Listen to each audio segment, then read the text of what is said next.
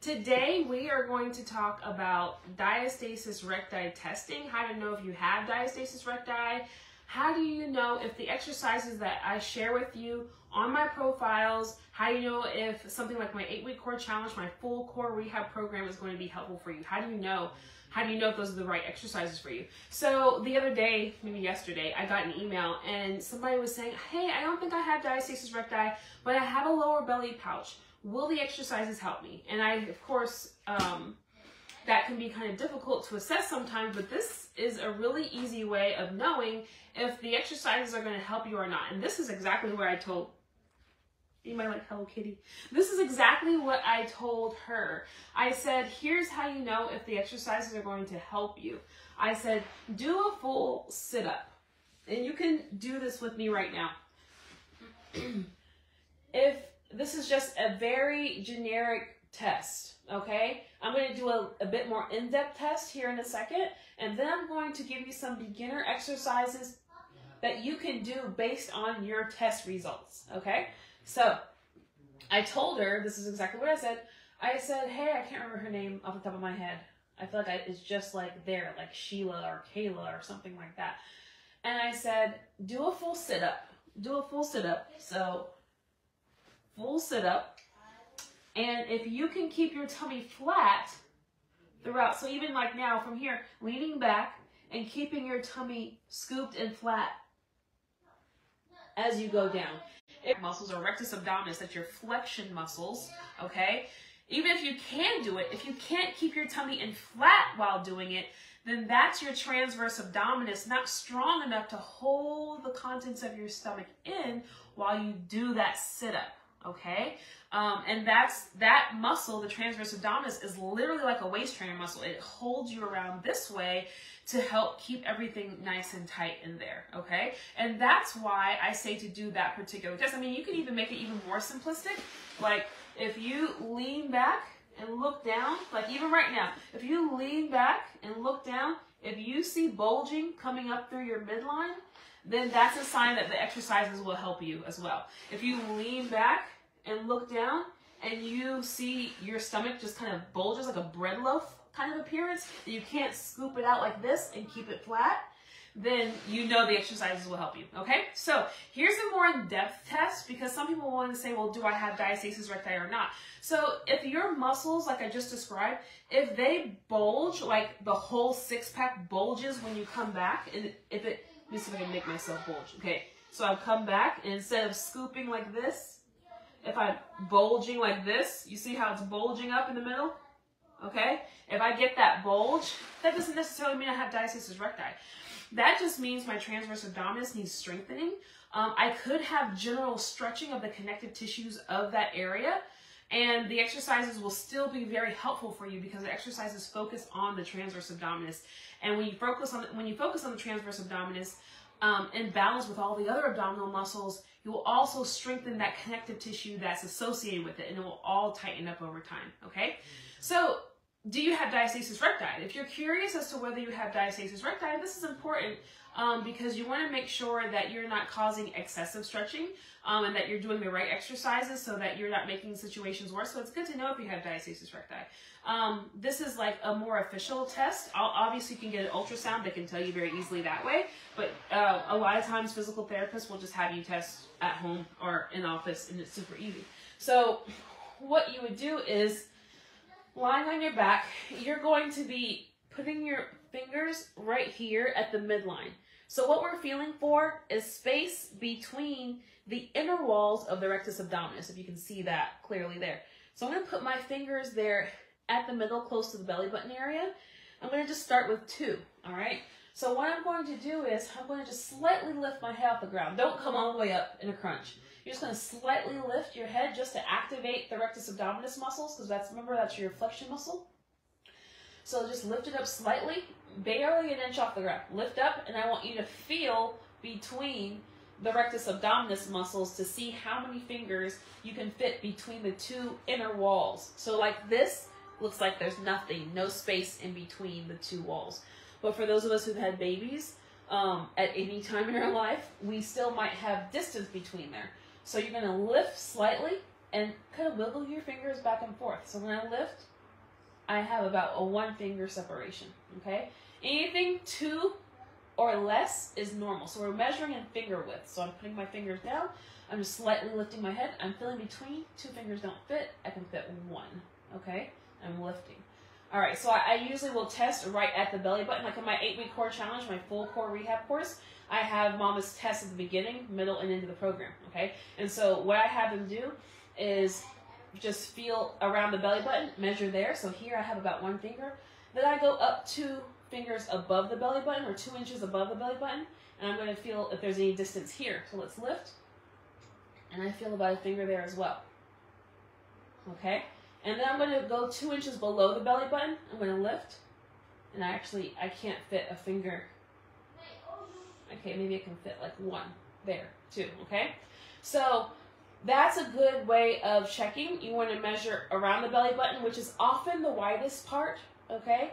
And we can get into the reasons why another time, but that's a very typical place to have diastasis recti, is right there at the belly button.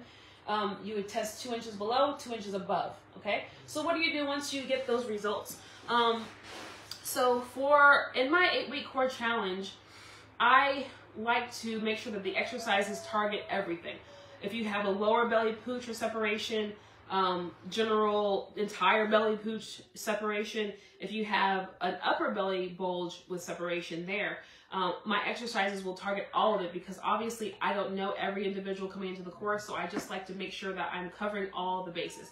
But I'm going to give you a little more detail based on your results, what kind of exercises you should do. I'm just going to give you just like a couple per, okay? So let's say a lot of us have a lower belly pooch. Babies often like to sit low, especially if we have multiples. It's just a lot of growing. It grows from the bottom and comes just right out. So a lot of times you have a lot of lower belly pooching. If you have lower belly pooching, what you're going to want to do, I'm just going to give you like 2 exercises. You'll see this a lot on my in my exercises, but what you'll want to do is tighten your transverse abdominis, which I showed you last week how we do that, but I just, for the sake of this particular video and keeping it really simple, I want you to do so by bringing your pelvis, just kind of rocking it back, bringing your lower back to the floor, and to rotate your pelvis, you have to use your transverse abdominis, okay? You have to use those ab muscles to bring it in, all right? Or even visualizing bringing your belly button to your spine, but not just the belly button, the lower abs too, okay? So pretend as though your belly button's 2 inches lower. You're gonna bring it straight back. But either way, I want you to focus on just rotating your pelvis to flatten your back to the ground, and then pretend as though somebody has a seat belt wrapped around your hips and keeping them absolutely flat and still. So you're gonna keep it there, and to challenge that muscle, I want you to do things like knee fallouts. So keeping your hips like you have a seatbelt there and it's glued to the ground. Don't move it, because it's your transverse abdominis that keeps you stable and flat there. And you're just going to lower the leg, okay? And you're going to do the other side, nice and slow, without moving anything here. Use your transverse abdominis, hold it nice and tight so that you're really kind of getting a workout there. This looks super simple, but if you're doing it properly, you'll feel something, okay? So again, you're rotating your hips, flattening your lower back to the ground, and then you're going to challenge that position. Keep it nice and still, nice and tight, without any rocking side to side. I want you just to lower and then bring it back up. Another thing you can do is lower out this way and bring it back up. The whole while, you're keeping this leg still. You're keeping your hips right where they are, okay? You can do leg lifts, okay? So this is going to help. All these different movements are challenging the stability here. So it's causing your transverse abdominis, that waist cinching muscle, to really work. And so this is really going to help all the lower belly stuff, because you're challenging that integrity, that stability, okay? So if I have an upper belly bulge, it's not as common, but sometimes you may find that after pregnancy, it could be years, 20 years postpartum, you realize that ever since you had a baby, your bra is tighter than it was before. And you have this kind of wider rib cage than before, or an upper belly bulge. A lot of times that's all related. The rib flare can cause more of an opening up of the muscle wall and stretching of the tissues up top. So let's say you measured just now with me for your diastasis recti, and there was more of an opening up top here. That sometimes can be because our ribs are flared okay? And when you have this flaring, you're getting the stretching here, and then you can get more of a bulge. So you can have different types of stretching. You can go through my YouTube videos because I have a bunch of information. If you just look up Mommy Mango and rib flare, I'm sure a bunch of stuff is going to come up. But this is usually an issue when moms say, you know, I don't have a lower belly bulge, I have an upper belly bulge. It's not as common, but it happens. And it's oftentimes because of their rib cage being wider than before and not having resolved that. So 2 things that I want you to pay attention to is your rib cage, excuse me, is your rib cage wider than a 90-degree angle? So I would get a book or paper or whatever, something that's a 90-degree angle, stick it up there. And if your ribs are wider than that angle, then you have a rib flare that's kind of out to the sides. Now, you may have one that's more to one side or the other. What you would do for that, side planks. In my core rehab program, the 8-week core challenge, we're doing side planks. We do different levels of side planks because that's going to really help for diastasis recti, no matter where you have it, but it also helps with rib flare. So let's say you found that you did a quick test and you noticed that you had a rib flare more on the right side. If that's the case, you want to work on the external obliques on that side to bring the ribs back down and in. And a great thing to do on that is to do a side plank on the side that you have the rib flare, okay? And you can do different variations of that, but that's going to really help for that, okay? Another thing that you can do if you don't have a rib flare that's out to the side, it could be more of a postural issue where you're really kind of had this posture that you might have adopted at some point, whether it was during pregnancy, which can happen very easily, and you just kind of haven't stopped doing that, where you're kind of arched back like this, okay? If you put your hands on the sides of your rib cage, and stand up nice and tall, making sure your ribs aren't flared forward, just kind of bring it back down. Now, feel your sides there. Now, when you tilt your ribs this way, do you notice that it's widening? Okay, so when I'm here, my rib cage is this far apart, but when I open up this way, it widens, okay? It's widening forward.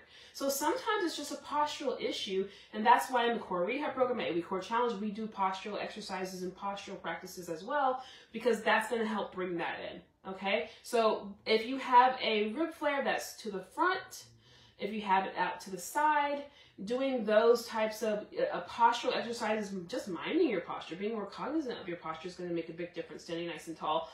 Doing those side planks are going to be very helpful. Oftentimes you might see that if, let's say, you kind of have the rib flare and you have a lower belly pooch, combining the exercises, so getting a band, pulling it out while you're doing lower belly pooch exercises with the legs, even just holding that out is going to help challenge the muscles here and help with the rib flare. So that's why sometimes you'll see that I'm not only doing lower body, but I'm integrating upper body stuff too, because the upper body things working with the arms will help the upper diastasis, working with the legs will help the lower, okay? And as you work on all of that, eventually it'll meet in the middle and it will help to heal as you, if you have it, focus more around the belly button, which is super common. I feel like I just said a billion things and I super rushed through that. But I hope that was helpful. If you have any questions, let me know. We're starting a new boot camp starting Monday. Today's the last day to join. So if you are interested, I feel like I have a hair or something here. If you're interested in that, come join us. Join the boot camp, because those who buy the program, if you're super disciplined, great, get the program, do the exercises. Everything's there for you to really make it happen, to get tighter, stronger, help with lower belly pooch, back pain, leaking, all the things. But if you need a community of moms and me in there to kind of encourage each other and really help guide more in the process, join the boot camp, because we encourage each other and it's just a super supportive community.